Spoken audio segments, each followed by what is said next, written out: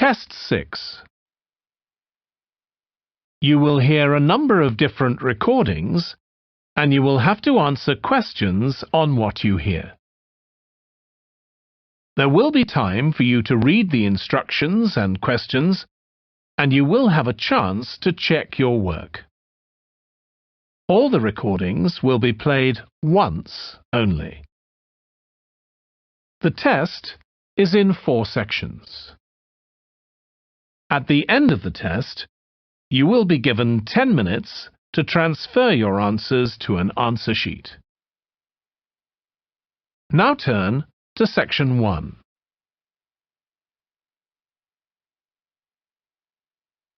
Section 1. You will hear a woman phoning a box office to ask about a festival in the town of Kenton. First, you have some time to look at questions 1 to 5.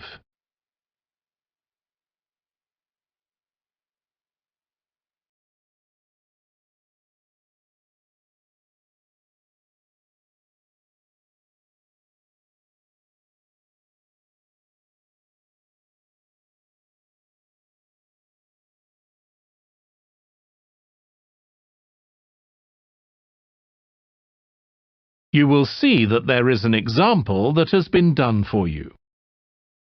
On this occasion only, the conversation relating to this will be played first. Good morning, Kenton Festival Box Office. How can I help you? Oh, good morning. I'm coming to Kenton for a few days holiday next month, and a friend told me there's a festival. She gave me this number to find out about it. That's right. The festival begins on the 16th of May and goes on till the 19th. Oh, that's great. I'll be there from the 15th till the 19th. The festival starts on the 16th of May, so 16th has been written in the space. Now we shall begin. You should answer the questions as you listen, because you will not hear the recording a second time. Listen carefully and answer questions 1 to 5. Good morning, Kenton Festival Box Office. How can I help you? Oh, good morning. I'm coming to Kenton for a few days holiday next month, and a friend told me there's a festival. She gave me this number to find out about it. That's right. The festival begins on the 16th of May and goes on till the 19th. Oh, that's great. I'll be there from the 15th till the 19th. So, could you tell me the programme, please? Well, on the first day, there's the opening ceremony in the town centre. People start gathering around 2 o'clock to get a good place to see from, and the events will start at 2:45 and finish about 5:30. OK, thanks. I'll make sure I get there early to get a good spot. The festival will be officially opened by the mayor. He'll just speak for a few minutes, welcoming everyone to the festival. All the town councillors will be there, and, of course, lots of other people. Right. Then there'll be a performance by a band. Most years we have a children's choir, but this year the local army cadets offered to perform, and they're very good. Uh-huh. After that, a community group from the town will perform a play they've written themselves, just a short one. It's about Helen Tungate. I don't know if you've heard of her. I certainly have. She was a scientist years ago. That's right. She was born in Kenton exactly 100 years ago, so we're celebrating her centenary. I'm a biologist, so I've always been interested in her. I didn't realise she came from Kenton. Yes. Well, all that will take place in the afternoon, and later, as the sun sets, there'll be a firework display. You should go to the park to watch, as you'll get the best view from there. And the display takes place on the opposite side of the river. It's always one of the most popular events in the festival. Sounds great. Before you hear the rest of the conversation, you have some time to look at questions 6 to 10.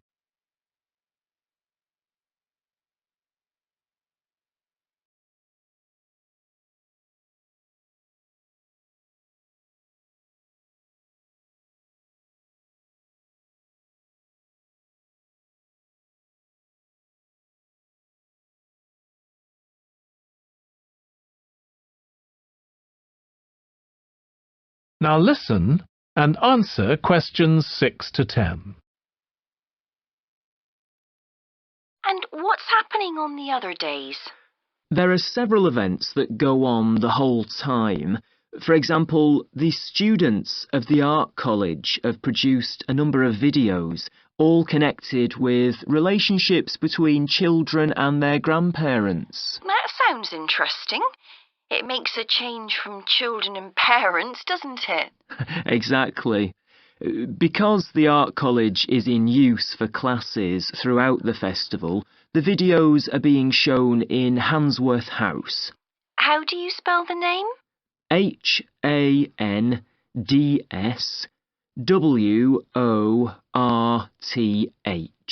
Handsworth House. It's close to the town hall. Right.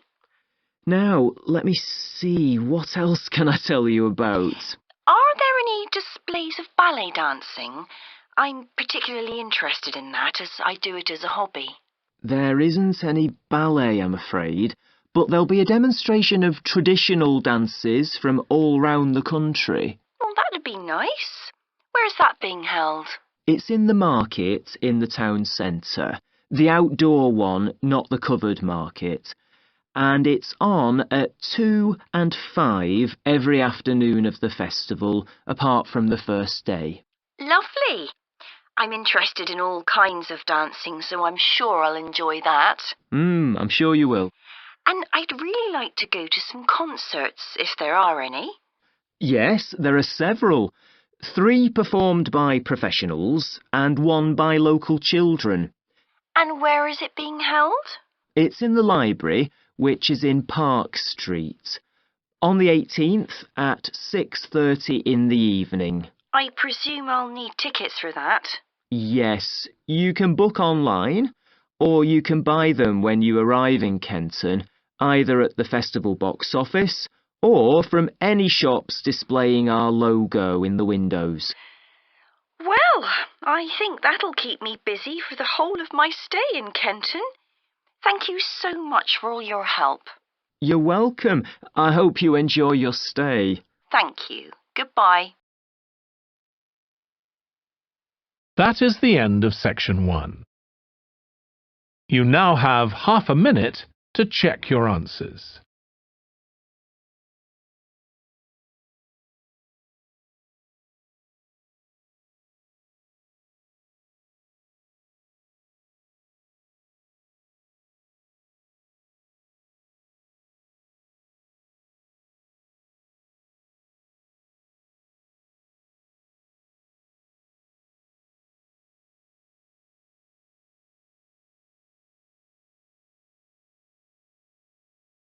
Now turn to section 2.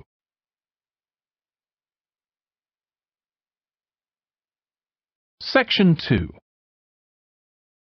You will hear a man talking to a group of people about a tour of theatres in the city of Munich in Germany that he has arranged for them.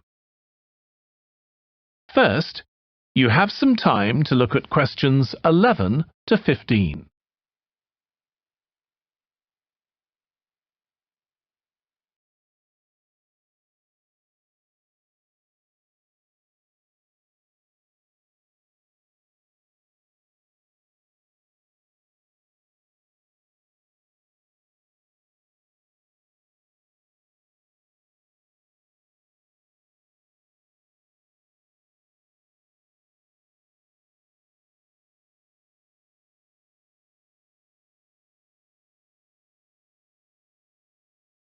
Now listen carefully and answer questions 11 to 15. Right. I've now almost succeeded in finalising plans for our tour, so I'll bring you up to date with what I know. As you know, we're flying first to Munich on Monday the 4th. The flight is at 11:30, so it's too early to have lunch at the airport. I suggest we meet there for coffee at 10, which should give us plenty of time for breakfast before we leave home. When we arrive in Munich, we'll be met at the airport by Klaus Bauer. Klaus works for a tour operator, and he'll look after us for the time we'll be in Germany. He's already liaised with the managers of the theatres we're going to visit, and he's also arranged for an officer of the National Theatre in Munich to show us round the theatre one afternoon during our stay. Now, last time we discussed this trip, I didn't have the precise cost for hotel rooms, but now I have. The normal rate at the hotel where we're staying is €150 a night for a double room. I'd hoped to get that down to €120, but in fact I've been able to negotiate a rate of €110. That'll be reflected in the final payment, which you'll need to make by the end of this week.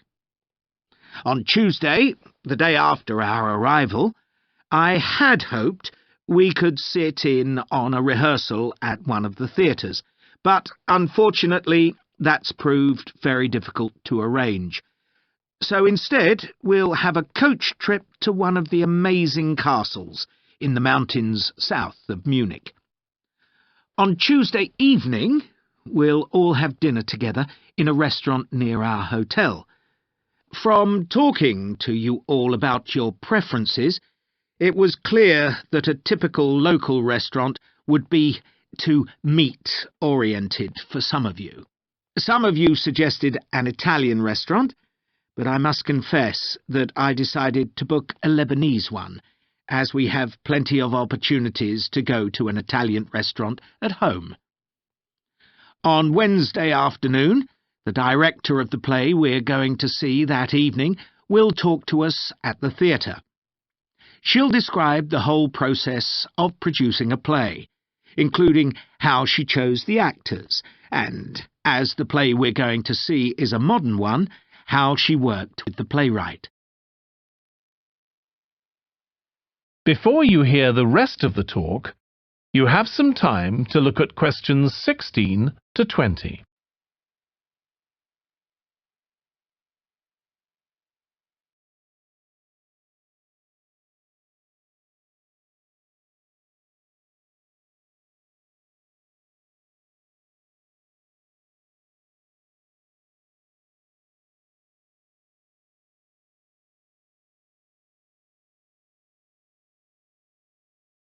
Now listen and answer questions 16 to 20.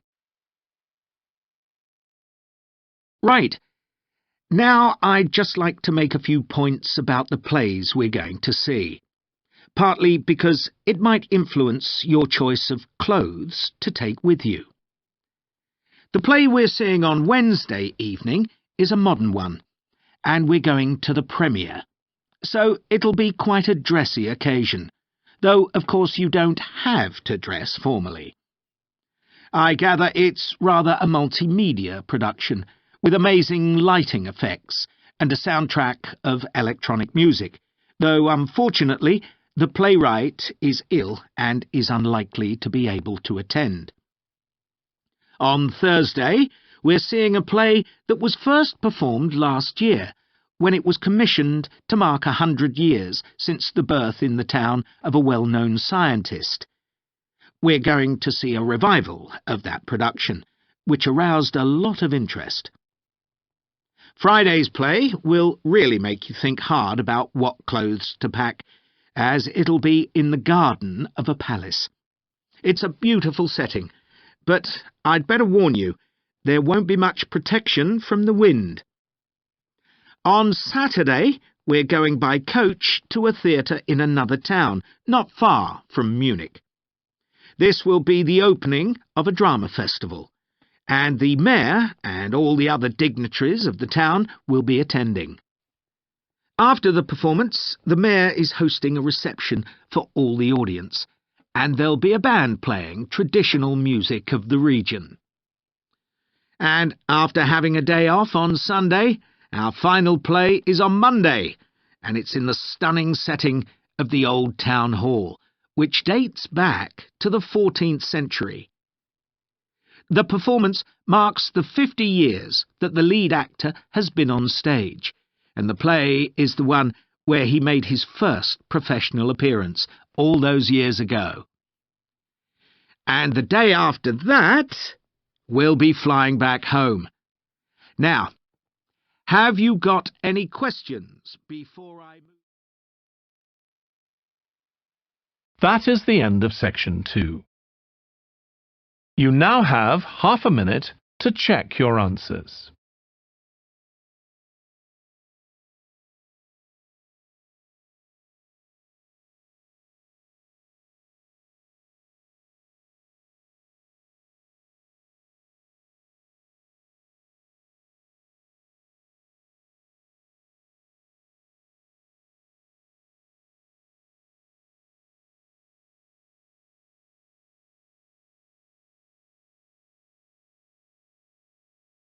Now turn to section 3.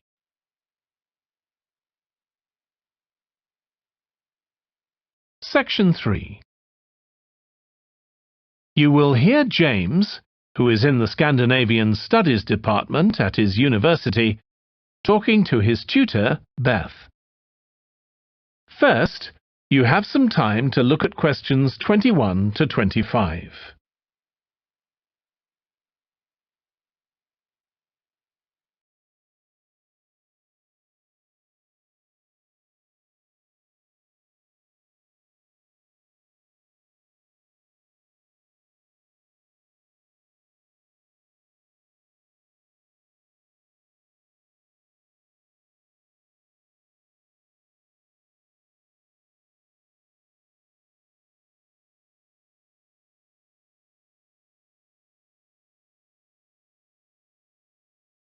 Now listen carefully and answer questions 21 to 25. Oh, good morning. You must be James. I'm Beth Cartwright. Please call me Beth. Thank you. Now, as this is your first tutorial since you started on the Scandinavian Studies course, I'd like to find out something about you. Why did you decide to take this course? Well, my mother is Danish, and although we always lived in England, she used to talk about her home a lot, and that made me want to visit Denmark. We hardly ever did, though. My mother usually went on her own.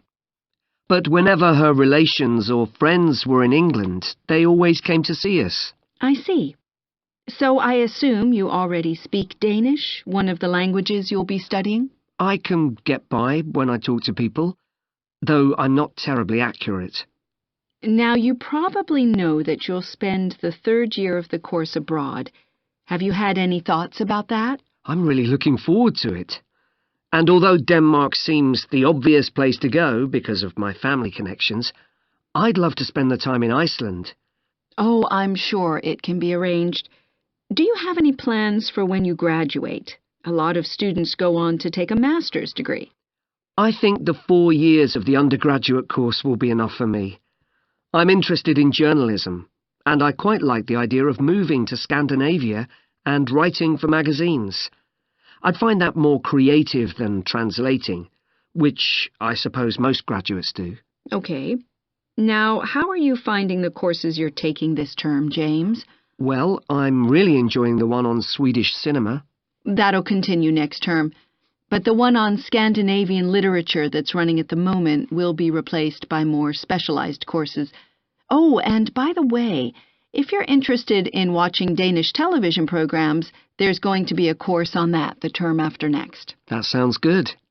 Have you started thinking about the literature paper that you have to write in the next few weeks? Yes, my first choice would be to do something on the Icelandic sagas.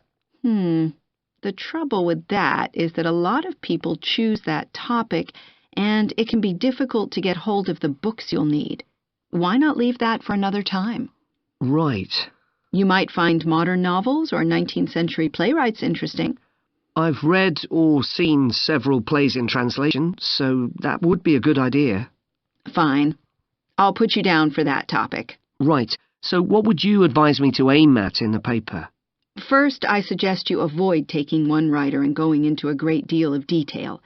That approach certainly has its place, but I think you first need to get an understanding of the literature in the context of the society in which it was produced, who it was written for, how it was published, and so on. I also think that's more fruitful than placing it within the history of the genre. Okay, that sounds reasonable. Before you hear the rest of the discussion, you have some time to look at questions 26 to 30.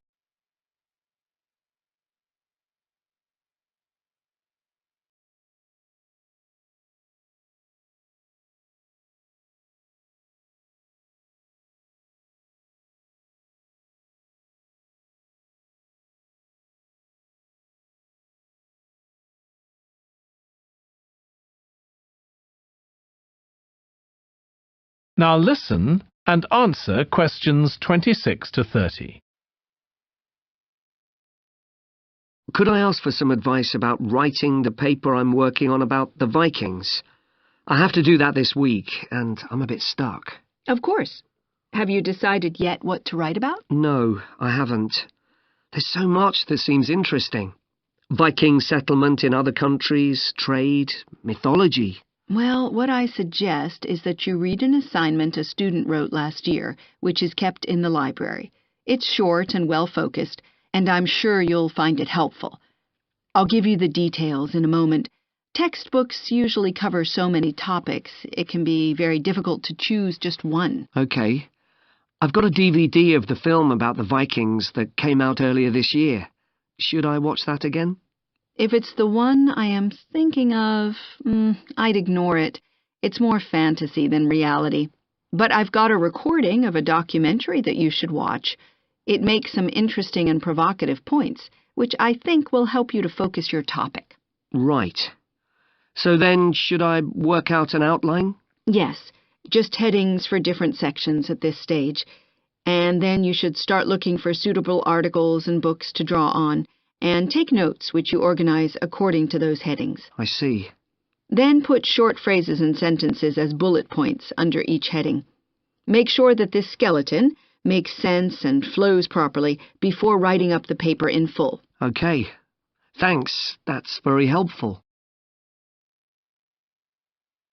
That is the end of section 3. You now have half a minute to check your answers.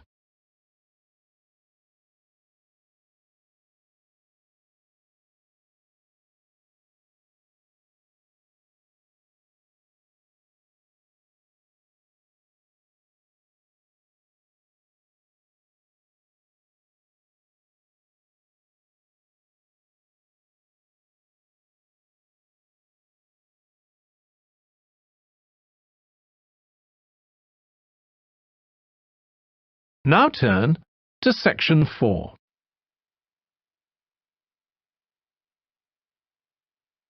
Section 4. You will hear part of a lecture about conflict at work, given by a business studies lecturer. First, you have some time to look at questions 31 to 40.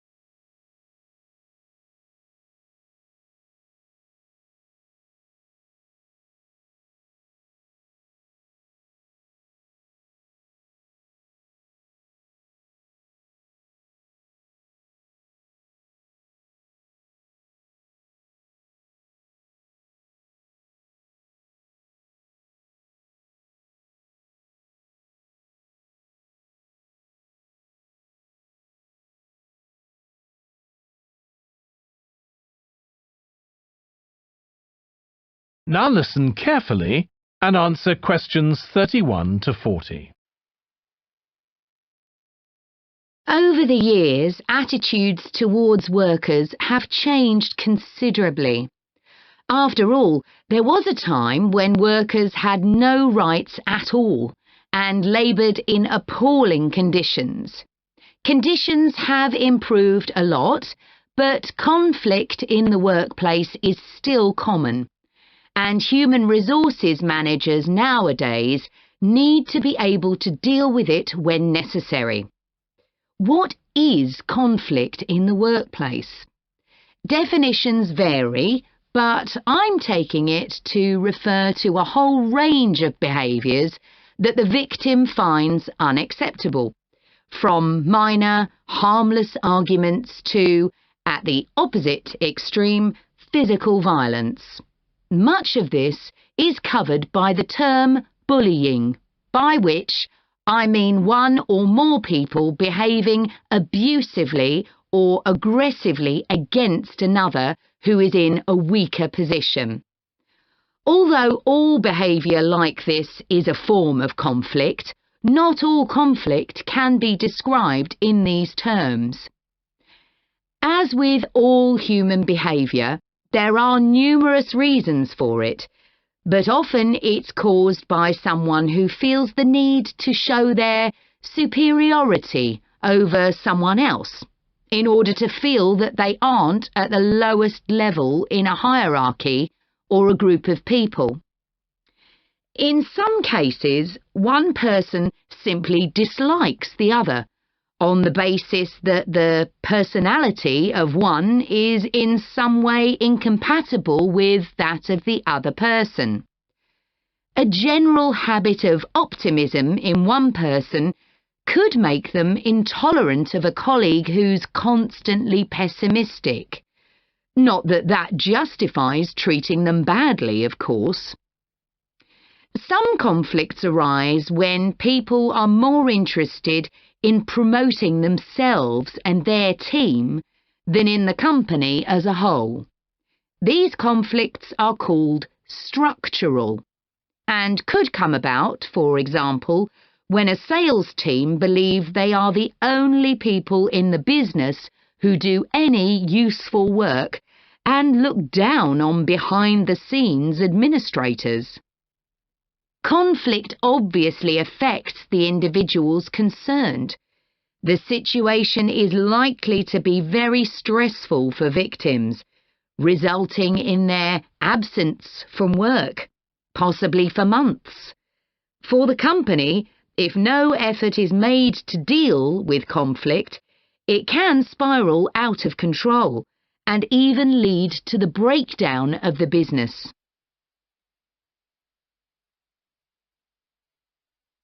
Some interesting work with chief executives, CEOs, has uncovered some of the reasons why they may treat colleagues badly.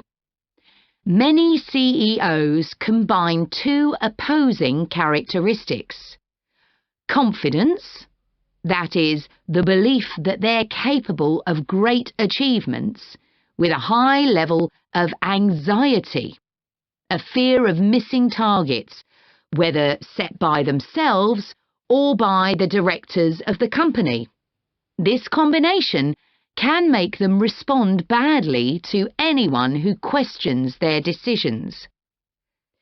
In a high-pressure work environment, such characteristics become problematic, and it's particularly difficult to tackle the situation where colleagues, managers, and board members are all trying to achieve their own visions. When they can't agree on strategic issues and on where they see the business going, there are real problems. For managers at lower levels within the organisation, it might seem that an autocratic form of management, where the chief executive gives orders and everyone else has to obey, would see more conflict than others. Interestingly, though, a company with a more democratic business model can suffer more when uncertainty about who to report to leads to conflicting demands. Now I'll say a little about dealing with the type of conflict that has harmful effects. Of course, the ideal is to prevent it arising in the first place. A good manager at any level will make efforts to earn the respect of the people they work with, particularly those who report to them. That will involve politeness in all communications and treating them as equals who happen to have a different role within the organisation. Sometimes, of course, conflict does occur and can get out of hand. In such cases, the Human Resources Department often gets involved. However, if one of the parties in a conflict sees human resources as simply a mouthpiece for the chief executive, then an external mediator might be able to help. By talking to both sides and trying to find the truth of what's been happening, they can build a clear picture of the situation and give feedback that both sides will accept, precisely because they're independent. That is the end of section 4. You now have half a minute to check your answers.